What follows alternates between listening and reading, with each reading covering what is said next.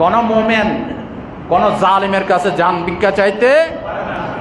ইমাম হুসাইন বললেন, না মসজিদ মে না বাইতুল্লাহ কি दीवारों की साए में नमाज इश्क आदा होती है तलवारों की साए में नमाज इश्क आदा होती है तलवारों की साए में। अल्लाह अकबर।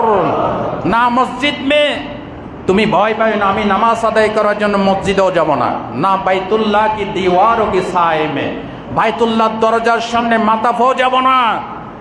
নামাজে ইশকে আদা হতি হে তলোয়ারও কি সায়েমে, তাহলে তোমার তরবারি ছায়া তলে আমি আল্লাহর সামনে মাথা নত করব। আর বুখারীর হাদিস কি বলছে?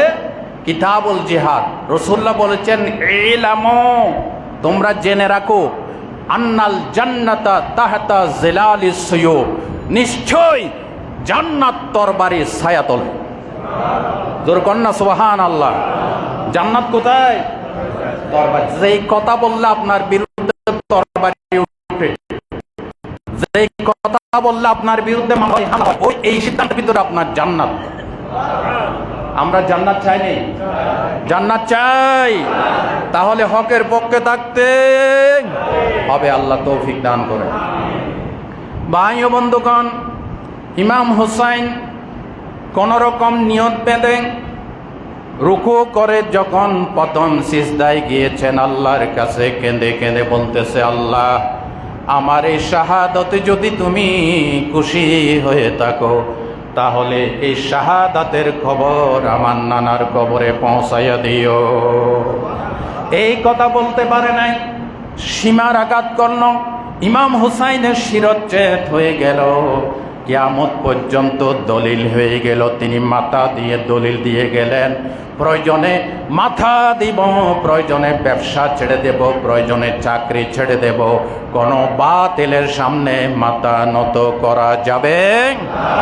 বাতিল সে দেবনে ওয়ালে আয়া সে মানহি হাম सो बार कर चुका है तो इम्तिहान हमारा।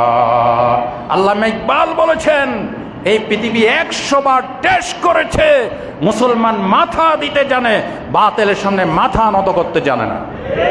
ঠিক কিনা বলেন? ইমাম হুসাইন আমাদেরকে শিখাই গেছে। সেদিন ইমাম হুসাইন যদি আতাত করতেন তাহলে কিয়ামত পর্যন্ত দলিল হয়ে যেত, বাতিলের সামনে আতাত করা যায়। সুতরাং কোনো সুযোগ নাই। ইমাম হুসাইন আতাত করেন নাই, তিনি সমঝোতা করেন।